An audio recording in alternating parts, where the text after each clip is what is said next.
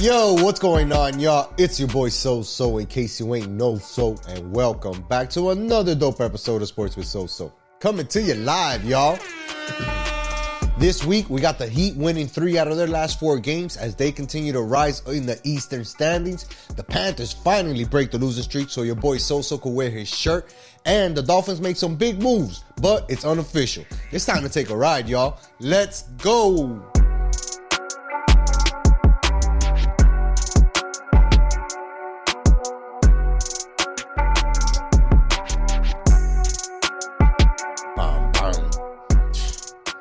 Legs are sore than a mother, dog. Bro, I commend you. I salute you and your wife, man. I appreciate that, dog. Proud of you guys. I wouldn't have done it if it wasn't for her. Both good and bad, right? But yeah, man, it was nice to complete the half marathon. It was nice to not die in the process of running the half marathon, because that stuff can get intense, man. You know, you see people go down, people falling, catching cramps and shit. And I just didn't want to get hurt. I wanted to finish the race without getting hurt. And I was able to accomplish that. I'm hurting, but I'm not hurt. Right. There's big a difference. Big difference there. Nah, but still, man, I commend you. I'm not if you know me, you know I'm not a runner. I'm not really a runner. For sure. A lot of people aren't. And when I have to run, it's in short distances. I'm not really running marathons or half marathons or anything. Yeah, man. So I commend you for that, man, because that's something that, like you said too. We were talking about it before. You didn't put a whole bunch of preparation or as much preparation into it as you would have liked to, or the last one that you did. But it's still nice knowing that you can still accomplish something like that. For sure.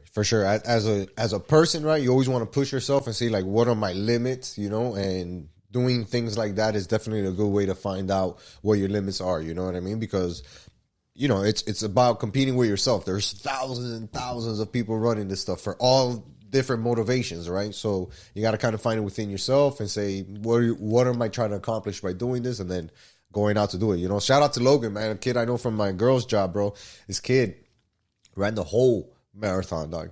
And he had trained really for the half, and then he didn't really train for it, but he wasn't able to push himself to that limit. You know what I mean? As a young kid to go out there and do that, that's impressive. 26 miles, man. 26 miles, man. Ain't no joke. You know what I mean? So now his brain knows, like, yo, we can do shit like this. That's harder.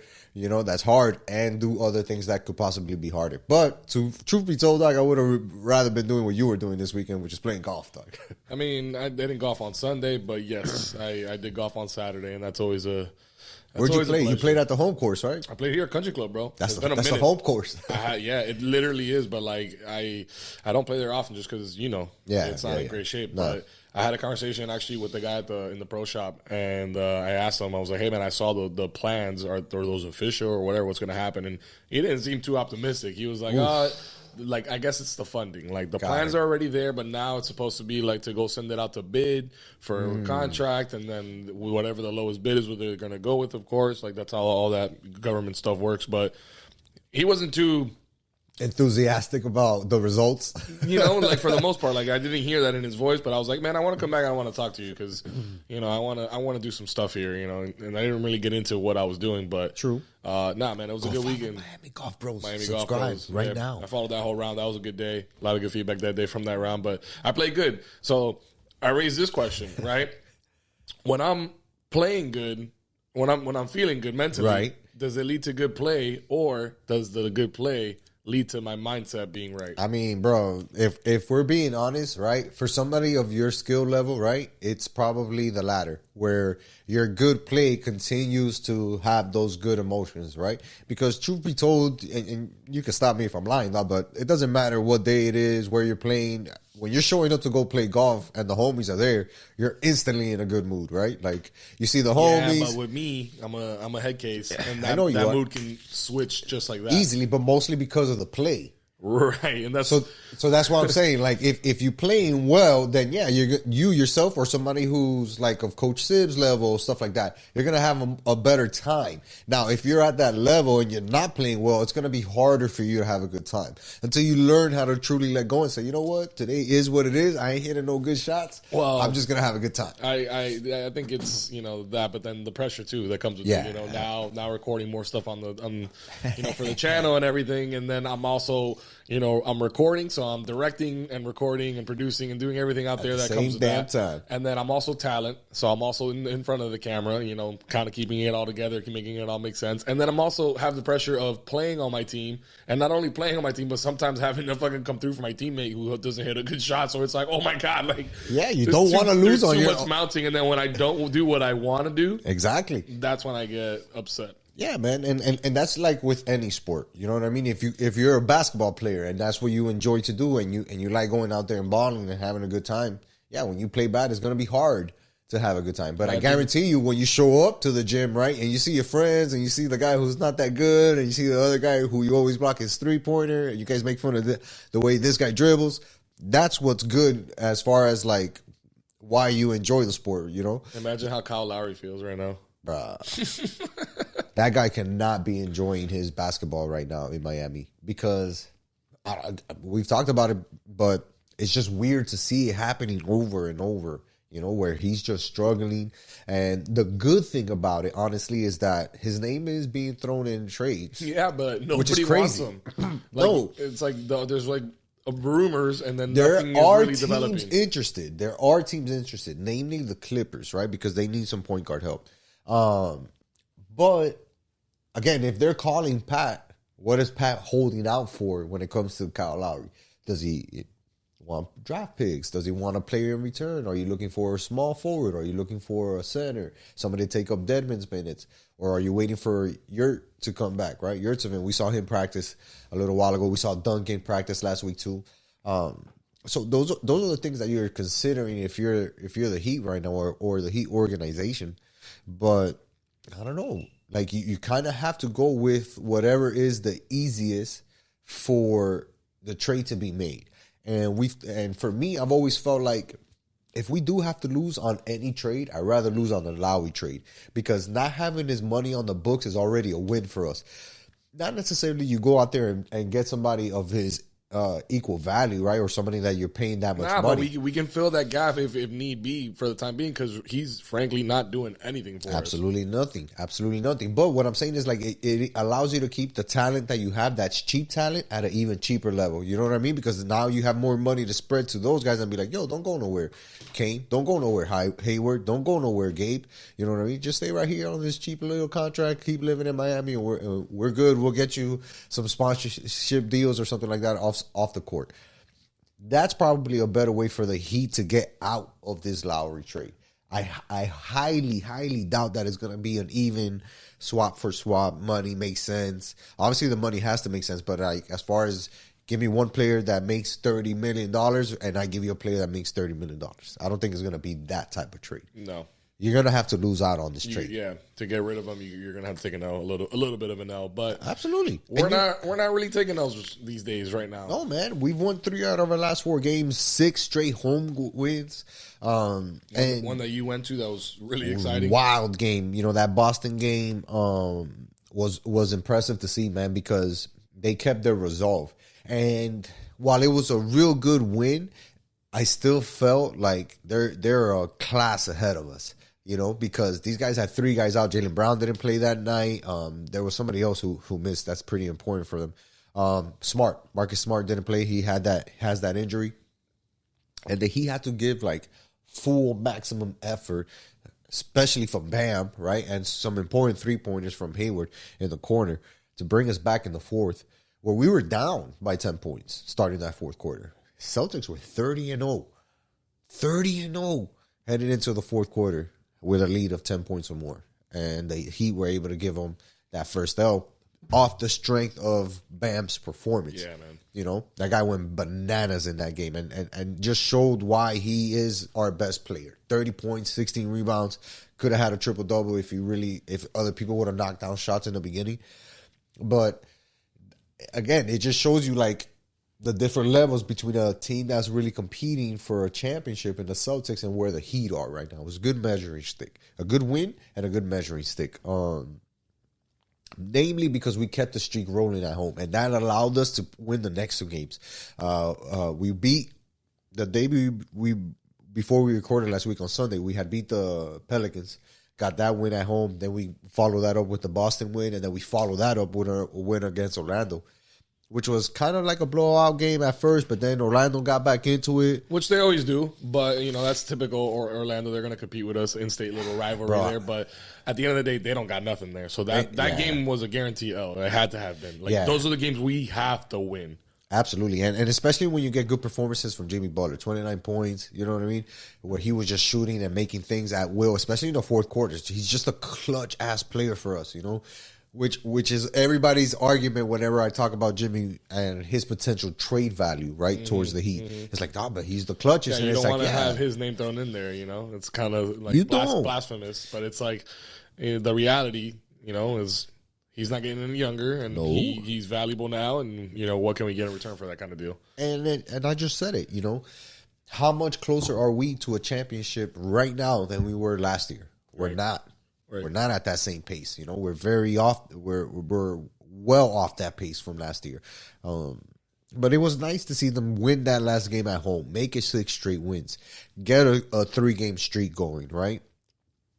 And when you look back over the last couple of games, they've had 2 3-game win streaks, which they hadn't been able to secure in the earlier part of the season, right? So in those last games, right, you got 7 wins versus 3 losses. That's a pretty good record for a Heat team that we knew had issues, right? Lowry, inconsistencies with injuries, but still saw sparks of greatness, mainly between Bam, Jimmy, and Hero. The one thing that has been consistent is the role players. The role players have done their job, right? Because their job is not to go out there and shine. Their job is to go out there and do the best that they can with their minutes. And when you're looking at that group of guys, Struz, Vincent, Oladipo, Hayward, Highsmith, all of those guys, right? Even Caleb Martin, you got to throw him in there too. Yeah, he's been a little hurt, but yeah. All of those guys. When that group is maybe not clicking on all cylinders, they're still able to provide something, which has helped keep us at this level, right? Because what we needed is our main guys to be healthy. We needed Bam to be healthy. He's been healthy all season, thank God, knock on wood, right? Jimmy here and there. Hero, thankfully, hasn't really missed that much time. So that in itself is going to give us a better chance to win on any given night. Now, the issue is when you lose games like we did that Charlotte game on the road. Because you had a lead, you're up big in the game, and then you allow a team that's really not playing for nothing. That we've beat before this season already. We've beaten before, right? And, we're on a 3-game win streak, and we're trying to get this road game, this road trip started off on a good side, which we needed because we've been struggling so much this year on the road, and then you go and lose a game like that, Yeah, that was a tough one right there. It's just like you said, like we're starting a road trip, and that's just that's not what you want to start. Giving up the lead, losing to a team you should beat. And it's like, all right, now we just kind of ruin the streak. Because we let one get away with us. But was it defense? What, I didn't watch that game too much. It was a complete breakdown of defense. Don't get me wrong. I'm watching it like with one eye while I'm watching the playoffs on Sunday, right? But, sure. But still, it's like every fourth quarter that the Heat struggle, they end up losing. They end up losing. And I think it just comes down to a certain level of effort, dog. Because at some point, the stars are going to be the stars, right? Jimmy Butler played amazing that game. Bam could have played a little bit better. Didn't really shoot well that game. Missed 3 free throws, which is very unlikely. But again, sometimes you just need the effort, the calmness, right, of having veteran leadership on the floor and saying, yo, let's calm down. Let's win this game. Sure. Couldn't do that. We expected a guy like fucking Kyle Lowry to do that, be on the floor in those moments, and he's not. And for as good as Victor Oladipo is, for as good as Strus is, for as good as Gabe Vincent has been playing this year, you need your main guys that have that veteran leadership or at least that experience, right? For sure. To step up. And those are the moments where it's like, yo, we really missed that. We really missed that. But like I said, the good news is that the Heat really did play well. Offensively, we were clicking for a majority of the game, going against another team that's like very high powered. And ultimately, that loss doesn't really kill us when it comes to the standings. We're still in sixth, right? Yep. And we're creeping on Cleveland for that fifth spot. And we're playing Cleveland. Yeah. We're playing them now, and then we're playing the Knicks. I mean, you talked about it on last week's show, but like this is a big, conference standing road trip. Yes. We're winning games is almost like winning a double. And losing a game is almost like losing double. Yeah, yeah, true. Because it just helps you move up in the standings so much quicker when you can gain games against the guys who are in front of you and you're playing them. And every time you beat them, you're just getting that much closer. And believe it or not, you're putting more pressure on that team to go out there and perform, even when they're not playing you. And make sure that they're not losing 3-4 games in a row because you know that you're going to be able to catch them and really run them off the table. Now, the weird thing is that this team was built to be an offensive team, right? And for all intents and purposes, it hasn't been, right? It hasn't been. We thought that the scoring was going to take a jump because we saw Hero take that place in the starting lineup. But again, I hate to point him out, but with Kyle Lowry's lack of points, Victor Oladipo missing a huge portion of the beginning of the season, that caused a deficit in this team. Yeah, I don't think we're going to be able to combat that moving forward. Maybe, man. Because you know what, I think we gotta. We haven't talked about this guy pretty much at all this season. Whenever we talk Heat, and it's somebody that we need to be talking about. Every episode pretty much, and that's Coach Spo. And Coach Spo, he's the magic, wonder, the wonder kid, the one that's gonna, work with what he has and get the most out of them. And I think that's what he's always gonna get from us. But now the question, to your point, is what's the most that we can get out of certain individuals? Because if the most we can get out of certain individuals is not enough to win us a championship, then we got to figure things out to let Coach Spo have more at his disposal. Absolutely. And look, even potential trade targets are being moved around in pieces, right? Turner got re-signed in 2 years, in Indianapolis. $60 million. So now if you trade for him, you're trading for a guy who's making 30 plus, right? You're not going to be able to give up a Kyle Lowry for an Evan Turner. It just doesn't work like that, right? That's not even a fair trade. The Heat really have to do a good job in the second half of the season, right? Of saying, all right, what's our ceiling? There's obviously a ceiling. We're not that team that we were last year. And it's going to be really hard to find that spark if we haven't found it already.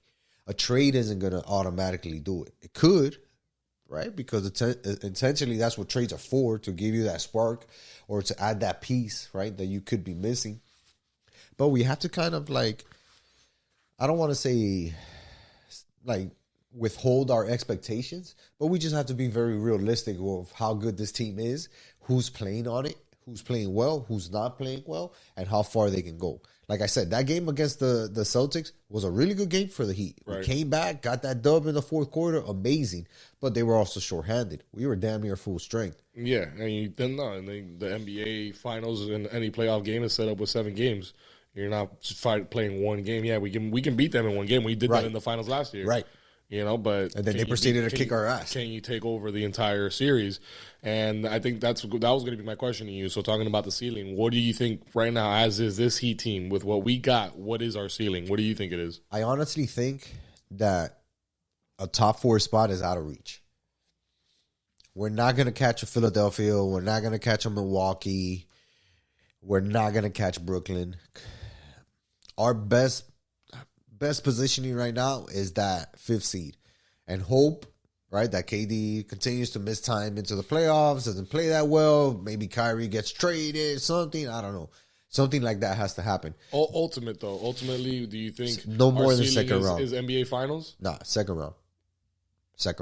This team, not even a conference championship. Nah, not built the way it is right now. And again, you said we don't talk enough about Spo. Okay, let's talk about Spo. How much more do you want him to pull out of this team? He's showing you that he can make Bam a superstar, because Bam is playing at a superstar level, right? Offensively, defensively, this dude is killing it.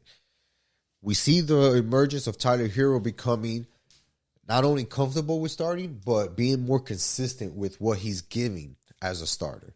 Jimmy is Jimmy. Boom. Right? Most clutch player that we have. But then you look at the rest of the team, and that's where the inconsistencies are. He can't rely on Lowry. He can't really rely on Oladipo. He can't really rely on Gabe, Struz, Duncan, and et cetera, et cetera, et cetera. Game in and game out, night in and night out. Not like that. Right. So if you can't count on 5 guys, how do you get to the second round? If you could count on 5 guys, you can say, you know what? In the second half of every playoff game, these are my 5. And you guys are going to play 24 minutes here straight, so get your rest whenever you can. But he can't do that right now. He has to find ways to manage the matchups, get at least some type of advantage on the court to help himself. And look, they've won 7 out of their last 10 games. Early in the season, we would not have said that. You and I could not have pictured that for the way this team was going. Not one way at all. Yeah. No, definitely. But then going back to it, as far as putting it in perspective for the rest of the league, yeah, we're 7-3, and that's great for us so far this season. We're, hooray, we're doing good. But I'm looking around the league, and you got the Bucks that are ahead of us, last 10 games, 7-3. The Celtics, last 10 games, 7-3, and all the way at the top right now, 9-1. Philadelphia, baby. Philly's been killing it these last. I didn't even realize that guy's a problem. We know he's a problem. So imagine us being the 8th seed or the 7th seed and having to face those guys in the second round. Yeah, it's not going to be good. Or even in the first round, it's not going to be good. No. So for the Heat to give themselves a shot, their best positioning is 5. Got to get to 5. 4, if by some miracle happens that we catch extreme fire down the road. All I care about, honestly, is that they're playing attractive basketball. I will say this. The Celtics, who are first in the conference, last year were like 6th or 7th seed. Yes. And they made it all the way up to They had a lot of injuries. 2nd seed. But they had a lot of injuries. They were battling us for that 1 seed at the end of the season, let's say. Right. And they dealt with their injuries. So did we, but we came up better than them. And at the end, make it happen. But at the end, we were even up until it came down to be clutch. Their clutch player made a shot. Our clutch player didn't make his shot. That's okay. Jimmy almost hit that 3. Doesn't mean that this season would have been any better. That just would have changed how last season went. I don't think that that's happening against a Celtics team, against a Philadelphia team, against a Milwaukee team, Okay. And look, you know what? He can prove me wrong. I hope they do. But like we said, those next 3 games, road trip, all within the conference, all within against games that the people that are in front of you. Got the Cleveland coming up. You got New York Knicks coming up. Cleveland tonight. By the time you're hearing this, 7 o'clock tip off in Cleveland. Obviously, it's the road trip. Then they got the next day, Thursday. They got playing the Knicks. Shout out to DJ Monopoly, the official DJ of the Knicks. And then Saturday, they're playing the Bucks. Yeah, man. Tough matchups. Not the easiest. I'll say that right now. I mean, the Cavs are 1 spot ahead of us in the playoff picture. The Knicks are 1 spot right behind us. And then the Bucks are the 3rd seed. We're all even. Look, obviously, the Bucks are a class ahead of us right now. But the Cleveland team, they're just as good as we are, right? And that's Donovan Mitchell that we're going to be facing, a guy who could have been on the Heat, right? We're going to see how that works out in that game. The Knicks, that rivalry is slowly starting to build up because we're back on even terms, right? Where it's like, shit, I kind of do want to play the Knicks in the playoffs. That would be sweet, I would love to be our first round matchup. There's also been some ties between us and the Knicks as far as trade rumors as well. Correct. But we'll see, bro. We got to start off this. We got to bounce back on this road trip, beat the Cavs, and then we'll figure out the rest of the road trip. At some point, you have to win games on the road. Yeah, you got a nice home record, but you have to win games on the road. And you have to be able to play at least 500 ball on the road. You got to get this win against Cleveland. Yeah. You got to get this win against Cleveland. And then I would even go as far as saying you got to beat the Knicks, too. For sure. Make it back-to-back wins and then let it ride against Milwaukee and see what happens. And we beat Milwaukee and had close games against them, but we need to be in a good position to do that. We need to have good momentum. And winning 2 games back-to-back could be that momentum. Let's see. I don't know. Let's see. But you know who has good momentum right now, bro? The Kansas City Chiefs. Yeah, they do. We'll get to that later. Yeah, they do, man. But the Panthers, bro, they got a big win to break the losing streak, a 3-game losing streak that they were on after winning, 4 out of the last 5 games. They followed that up with a 3-game losing streak against the Rangers, Penguins, and then they lost against Los Angeles in regular time. And I don't know, it felt weird because people were excited. A lot of the hardcore Panther fans, they were super excited about how this team was starting to improve. People were writing that they had turned over a new leaf, that the coach has found a way to get something, but then you get 3 flat results in a row. You lose 6-2, then you fight all game, right, where you're ahead and they keep coming back. You're ahead, they keep coming back, and that was the game against Pittsburgh where you lose 7-6 in overtime. And then you follow that up by going on the West Coast and coming back home and losing 4-3 to Los Angeles before beating Boston in overtime. And all that means to me is like these guys are probably even just as inconsistent as the Miami Heat, which is kind of frustrating because the Panthers really have a bunch of cool shit going on, right? We're hosting the All-Star game. They've dropped 2 new uniforms this year. They've made a trade for a great player, Matthew Tkachuk, who's an All-Star. Now they have Alexander Barkov, who was also named as an All-Star for the Panthers. They got a bunch of stuff going for them, but for whatever reason, whatever's happening when it comes to the game, it's not working, and it's kind of getting to be a little bit old for me, man, because as a guy who's a fringe, like, Panthers fan, I'm not trying to watch games where we're up 3-1 and then end up losing that game 5-3. I'm going to turn that shit off, dog. Yeah. I'm going to turn that shit off, to be honest, because, like, at least I know that last year the Panthers had a shot to win every game that they were in, especially in the third period. This year, we've only seen the Panthers come back to win 1 game. Or a handful of games. And that's a problem. That's a big problem. And one of those games was that most recent game against Boston, right? Where we were down and we were down 3-1 and we came back to win it 4-3 in overtime. But again, those are games that last year or last season, we saw these Panthers really go above and beyond and get the most out of it. Now, don't get me wrong. A lot of it can be pointed to the fact that they're still without one of their 2 main goalies, right? They're playing with Alex Lyon, who's like their 3rd or 4th string goalie. Big Bob is hurt. Spencer Knight got sent to assignment so he can work on some things. And right now we don't have the most consistent, and he's still getting used to that NHL speed, knowing when to come out, how to protect the crease, certain passes, what to look for, when to keep it in the glove, and he'll learn those things. But 20 goals in the last 4 games. That's that but. That's that but. You have to somewhat do your job and keep the opponent from scoring. We can talk about the defense in front of him all day, but at the end of the day, he's the one who's responsible. That's why I don't know hockey enough to be like, all right, I don't watch Panthers hockey enough as well to like know, like, is it just the goalkeeping, or is it the defenders, like not spending enough time with the puck on our side of the ice and allowing them to run more offense on us and just score more goals ultimately, but. I know based off the games that I have watched and I've been to, I mean, it looks like our defense is not just, because I've seen high-scoring games on Big Bob and on Spencer Knight, on both of them this season.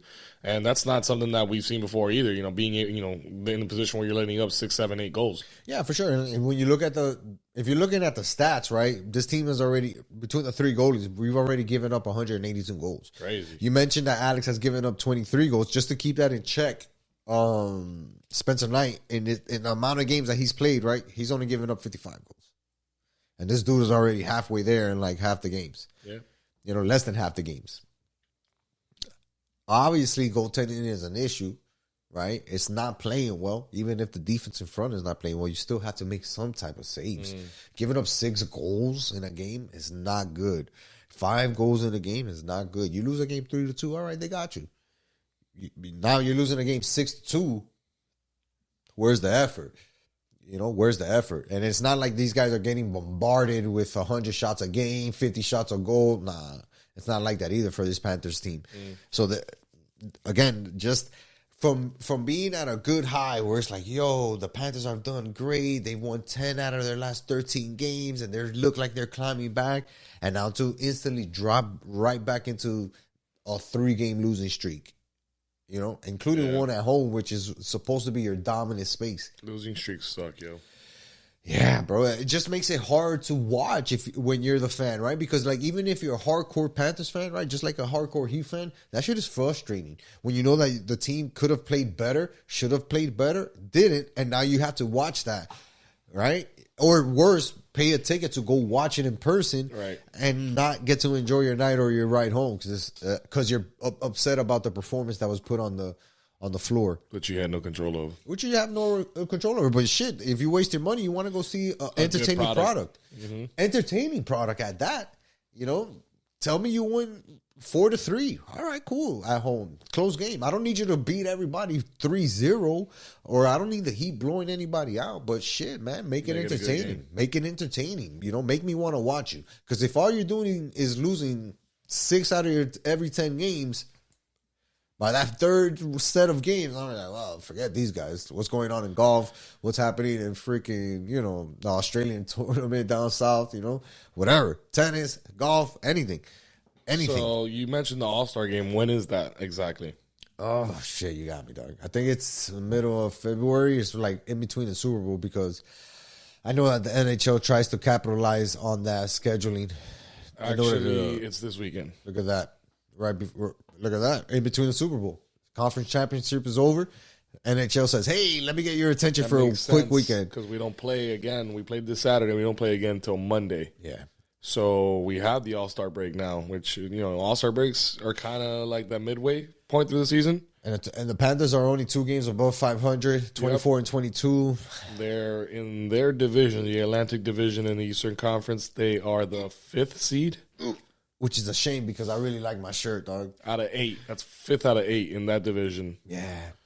And then let me see here. It's a tough road to that playoff spot because that wild card spot, they were right within reach, like literally right within reach. And now they fall in what? Another 3? Not even more than that, bro. Like 5 points out of that, dog. Come on, Panthers. Come on, man. Like, I thought it was a lot closer than that. This is just, like, unacceptable, dog. Unacceptable. I might go to the All-Star game. Is it that cheap? No. But there's, you know, $100 tickets and such. That's not bad. That's pretty cheap, bro, for an All-Star game. Yeah. That's not bad, bro. I mean, how often does the All-Star game come to Florida? That part, you know, that part. Let's see, man. The only cool shit for the Panthers is that they're wearing the cool uniforms. You know, they got the Vamos Gatos jerseys. They got the blue, baby blue jerseys that are really freaking fire. So keep wearing them. And then I would like to see them bring back a throwback at some point, right? If we keep losing, at least entertain me with your jerseys and put them up for sale. And then that way your boy can keep rocking some Florida Panthers gear. But until they start winning, bro, I'm telling you, man, it's going to be hard for them to keep the fans that they were able to earn, right? Because as we know in South Florida, we're a winner's town, dog. You got to be winning for us to really be invested. We're fair weather fans. Nah, I wouldn't say that we're fair weather, dog, because I'm not. We care about. Not, but we as care. a whole, Miami. That's how Miami's looked at. No, but they care. That's the difference. Everybody cares. The difference is we're not going to show up and waste our time. You know what I mean? That's definitely not happening. I guarantee you the Heat lose 10 games straight, and all of those tickets are going to be 30% off, dog. You know what I mean? Where you're going to be able to go to a Heat game, sit in the lower bowl for $80, $75. Maybe. Yeah, there's no doubt, dog. You're going to see it. Hopefully we don't see it because they'll keep winning. But if they start to lose more games than win games, that's usually how it goes, bro. And you know what? Part of that is, yeah, being South Florida, but another part of that is just the options that we have here, man. There's plenty of things to do, you know. If I gave you the option, Joel, hey, you yourself, hey, go play around the golf on Saturday, go to a Heat game at 2 o'clock in the afternoon, or go to a Panthers game at 4 o'clock in the afternoon. But both the Panthers and the Heat have lost 6 out of the last 8 games. What are you going to do? We'll go watch the Heat. If you're sitting in the 400s? Is tickets free? No. I gotta pay for them? You got to pay $45 plus tax. I would rather go golf then. There you go, dog. There you go, dog. There you go. And that's just, and it's not because you're not hardcore Heat.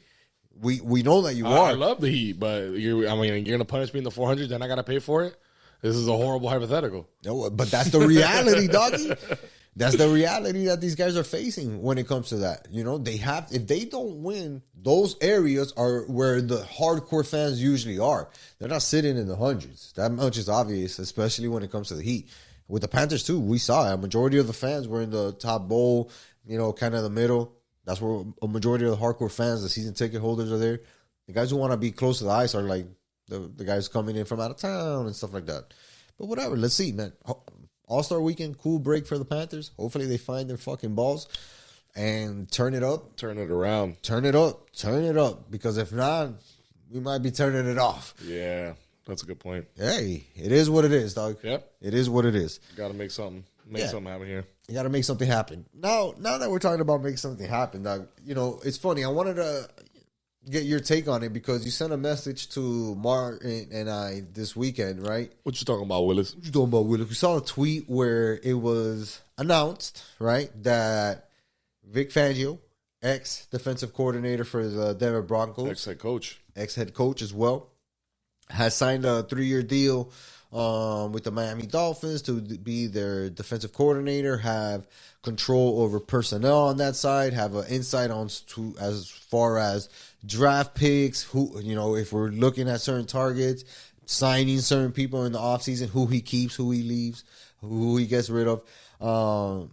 But then we see today that it's not officially official yet. What do you think of the potential hire, and why would you say that, or just leave it at that? What is your specific thought behind that move? Hiring a guy with that type of notoriety. I like it. I mean, I like it, you know, especially we're a win right now kind of team. True. You know, to go after a specialist like that. Yeah, he might have not have been a great head coach, but as a specialist, as a good defensive coordinator, that's what he is. Like, you got to give the dude his flowers. You know, he's one of the best. And I think with the tools that he would step into as the Dolphins defensive coordinator, he can make a lot more work, you know, out of that with, you know, his schemes and all that. Boyer, you were good, bro. I don't think you're a horrible defensive coordinator. I think you'll get a job down the road somewhere else. But I just don't think that, you know, you were the right defensive coordinator for us. No. I think Fangio could come in with the pieces like we have with Chubb, Wilkins, Jalen, Phillips, you know what I mean? All of our edge rushers and stuff, and then our Xavier Howard and all our DVs when they get healthy. Javon Holland, like he can really go to work with that team. My whole thing is like, it shows that this dude is investing, right? Steven Ross is not playing around. But there was also a lot of talk about why wasn't this hire made a year before? Because apparently Mike McDaniel wanted to bring him on last year to be, or for this past season, to be the defensive coordinator. For whatever reason, they stuck with Boyer and they didn't really pursue that. Let's just say, right? But now you go ahead and get him, which is great. But in my mind, it also kind of creates a little bit of a shadow over Mike McDaniel, right? Because this dude has head coaching experience. If Mike McDaniel were to fail, we have an in-house replacement, worst case scenario. Sure. Right? And the fact that he's going to be the highest paid coordinator, period, offense or defense, kind of gives him a little bit of power too, right? Because I'm not cheap. I'm out here to make decisions. My voice counts, and that's why I was brought here. And technically, I have way more experience than this kid who's going to be the head coach. Yep. The only thing that makes it super positive for me, right, besides all his accolades, is the fact that him and McDaniel do have some type of relationship, right, where they kind of have that familiar backgrounds, Shanahan tree, and all that stuff. Right. Maybe not have worked directly together, but still there's some type of familiarity. They cut from the same cloth. Right. And that may be easier to work with, you know, if you have that gap in age, right? Because one is much older than the other. I don't think it's going to be an issue, man, because Mike McDaniel wouldn't be head coach right now if anything like that would potentially be an issue, to be honest, because he's, you know, he's young, he's really young. He had a good year, you know, this year, you know, somewhat, you know, it was a winning record. It wasn't a losing record. He went to the playoffs. When it's all said and done, it's like first year head coach making it to the playoffs. That's what people are going to remember. Really, they're not going to remember that we lost 5 games in a row. or 3 games in a row or whatever. We barely made the playoffs. They're going to remember first year head coach made it to the playoffs. True. And now it's up to him, next year. He's here for offense, and you can already see how they worked, last year on the sidelines, like as far as like the head coach, you have the control, you have the sticks, but as far as having your coordinators, you're going to have trust in those guys to do their job. Offense, he's got that on lock and the flow of the game. Now he needs somebody he can trust in a defensive coordinator that is going to get those stops that we need, that's going to make sure that we get the ball, get us turnovers, etc. Yeah. And I think Fangio would fit that. But now the reports are coming out that Fangio is saying that the Dolphins are the ones confirming that, but he himself has not agreed to anything just yet, so a deal's not completely done. Which is kind of weird, right? Just the most Miami Dolphins type shit ever. Go and announce that or release to the press or, leak it out, whatever, that you're signing this guy when nothing has been set in stone. And I found the timing to be a little bit weird. It really came out of left field, right? We knew that he was going to be in the building last week. I think it was Wednesday or Thursday to sit down with Ross and the rest of the organization and Mike McDaniels to kind of talk about the job and whatnot. And then we see the report come out, and then we see another report come out. Just find it strange with all the timing, right, of everything being announced. Now, if he wants to make money, obviously, he can make money here. And obviously, Ross knows that he'll fully back him when it comes to decisions being made.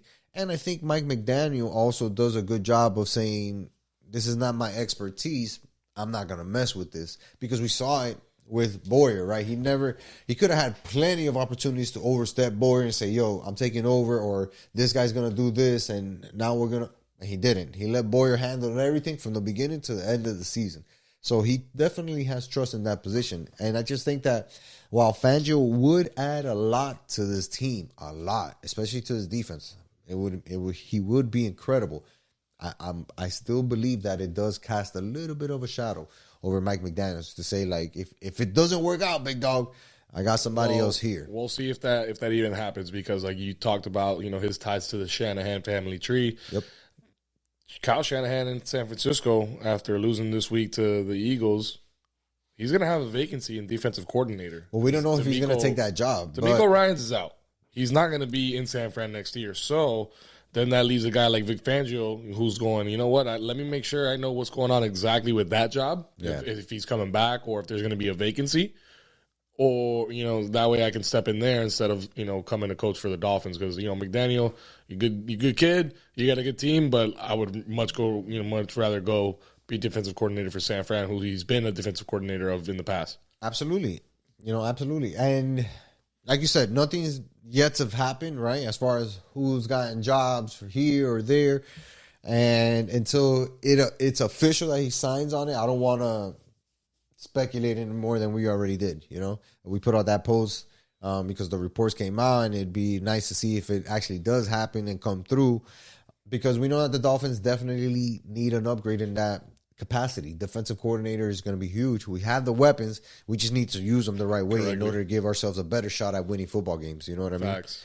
You know what? We got time. Let's show some love to the Marlins real quick, dog. Appreciate it, man. I did wear my Marlins hat, even though it's not on camera at this point in the show. Maybe it is. I don't even know anymore. I can't even. That one's on. I can't even tell. You can turn around and show it to this one if you want. I got it on. Oh God, I forgot the headphones. Look at that. See, Look this at is that. why I don't even bother. Now it's off. But look, the Marlins have made some moves, man. They've really made some moves. Well, let's start with this, right?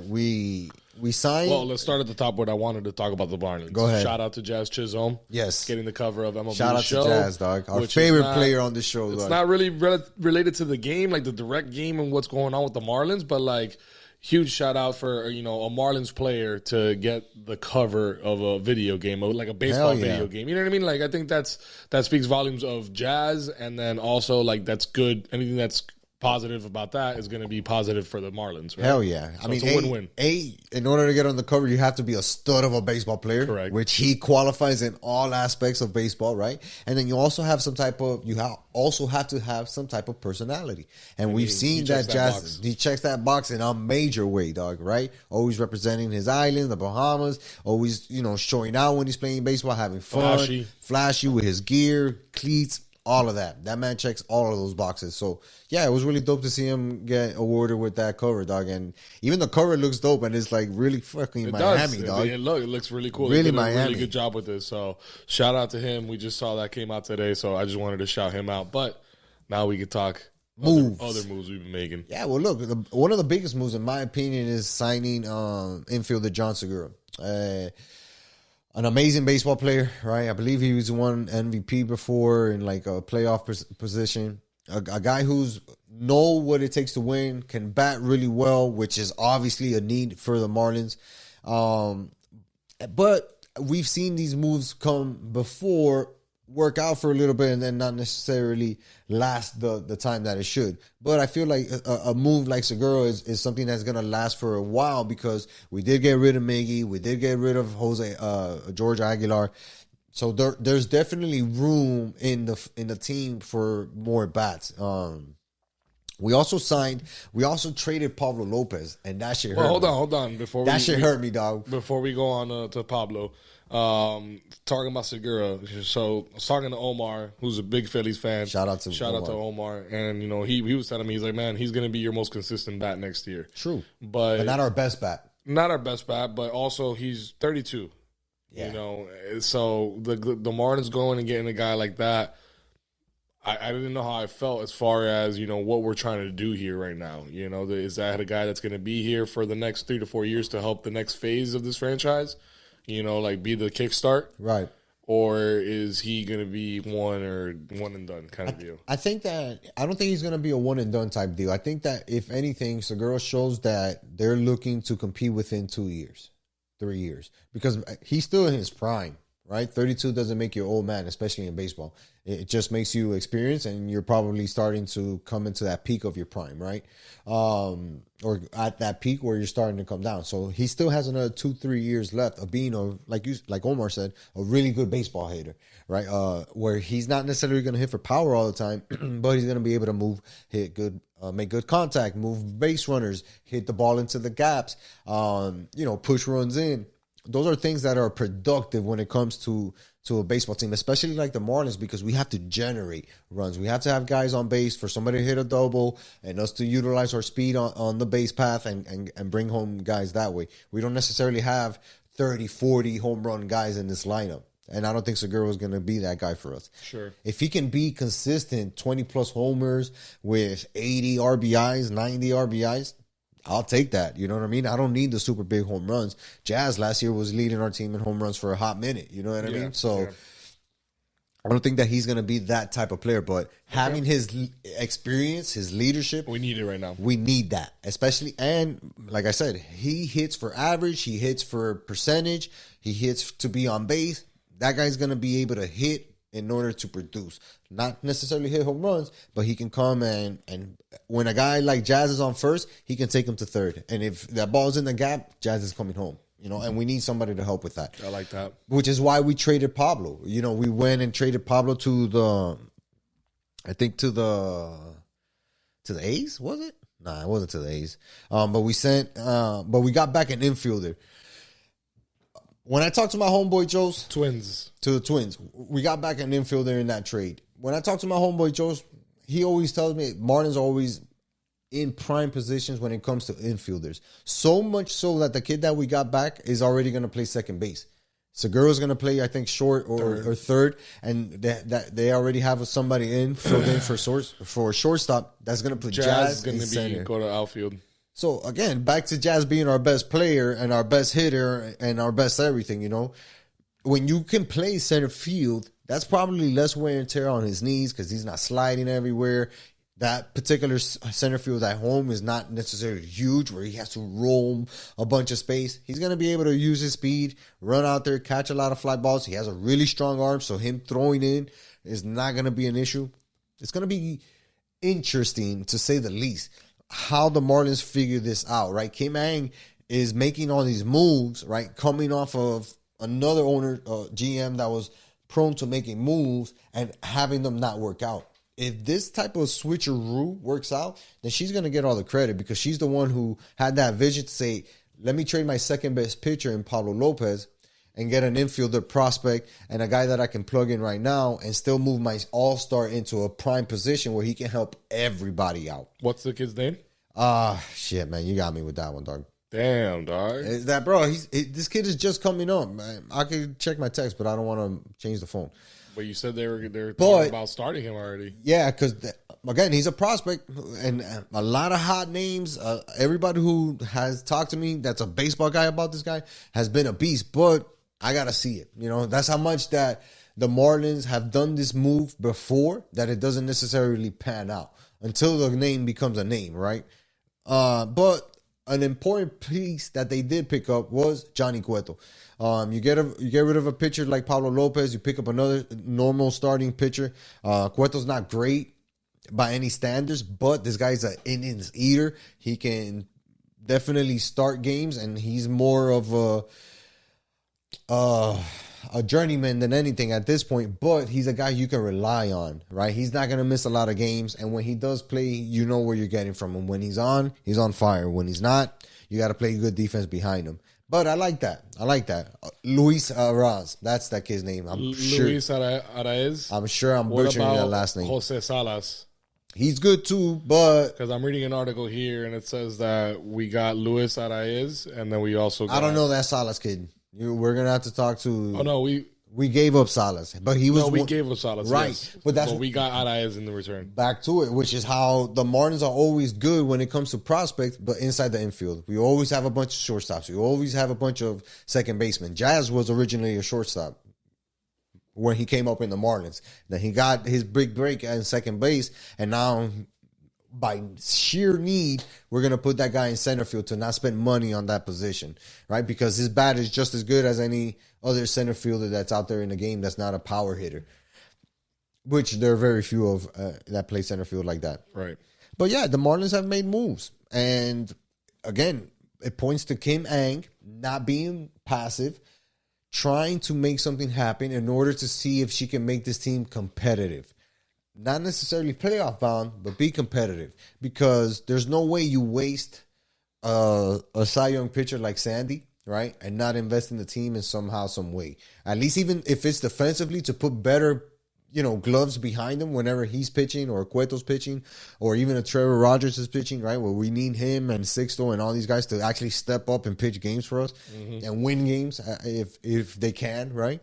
You need to put better defensive players out there. And again, that infield looks super solid with Segura at third. That kid Lewis playing second base, and then Jazz being in center field. I just feel it makes us better defensively for sure, right? Because those key areas are covered with really good gloves. Can it turn into wins? I don't know. What about bats though, man? We need a big bat. Well, that was part of my argument. What type of bat will we get for a trade? And we ended up trading Pablo for an infielder that doesn't really have that pop. He's not a 40 home run guy. Could be maybe in the future, but he's not right now.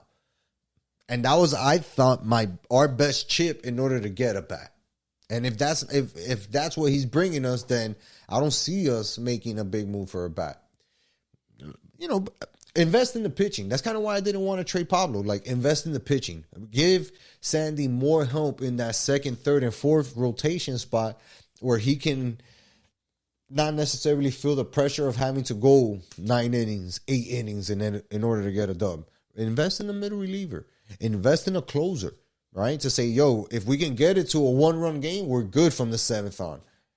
As opposed to saying, Coña, can Sandy make it to 8? Yo, check if you can push it. Same thing with Pablo. Hey, see if you can push it to 8 to see 7 to see if we can get this win. And other than them two guys, a lot of the guys that we saw start pitch games for the Marlins, those guys were averaging 5, 5.5, 5 1/3. That's not enough, dog. That's not enough. And look, I said a couple of names: Trevor Rogers, Sixto, the other first round pick from 2 years ago. There's a bunch of talent in that Marlins pitching stable, quote unquote. But somebody's gonna have to step up and show out, dog. There's plenty of opportunity here. There's plenty of games to be played, plenty of innings to be taken care of. Who's going to step up and actually take some of those innings and actually do something with it? I know what I'm getting with Sandy. I know what I'm getting with Cueto. I know what I'm getting with those two guys. I need everybody else to show me something. If T-Raw's going to be that guy that we saw 2 years ago, be that guy. If Sixto's going to finally come out of his shell and be the prime pitcher that we were supposed to have, then be that guy because you're getting the opportunity. If they don't, then start the fire sale. Start getting rid of pitchers. Bring up kids. Bring up the 19-year-olds. Bring up the 20-year-olds. Let's get rid of these guys from 4 or 5 years ago that we've been waiting to turn the page on or to make some noise, and let's get something for them while we can. Yep, that's what it takes. But yeah, man, we'll see how it looks more getting into spring training. You know, March is right around the corner. That's usually when baseball season starts to kick off, right? Football's about to be done. Basketball's rearing into the playoffs. We're at the halfway point for the NHL, and it's a lot to look forward to, man. It's a lot to look forward to, including some live events on the CW. Bro, they posted that trailer. That shit was fire. It was a good trailer. It was fire. It was a good hype video. I'm excited. They're gonna be doing they're gonna do an event in Orlando, and they're doing that. I don't know if it's gonna be the championship again like they did last year, but they're definitely doing Doral again. Nice. So I'll definitely be at Doral. Might even make a trip to Orlando. Let's see, dog. You know, we can take Sports with SoSo / Miami Golf Bros on the road, dog. We're well equipped. All day. We're well equipped, baby. All day. All day. Man, let's wrap this thing up, dog, before we get stupid out here, dog. Shout out to everybody for joining us today. Thank you so much for listening. If you haven't already, and listening too. Yeah, that too. If you haven't already, make sure to head to our YouTube page. Hit that subscribe button. Sports with SoSo, Miami Golf Bros. We're bringing you that content that you love to see. So drop a like, hit a like, drop a comment. Let us know what you think. Tell a friend. To tell a friend. To tell one more friend. To tell them not to forget to tell another friend. To tell another friend and their cousin and their mom and the primo who just got here yesterday about this amazing podcast. Until next time, y'all. Peace.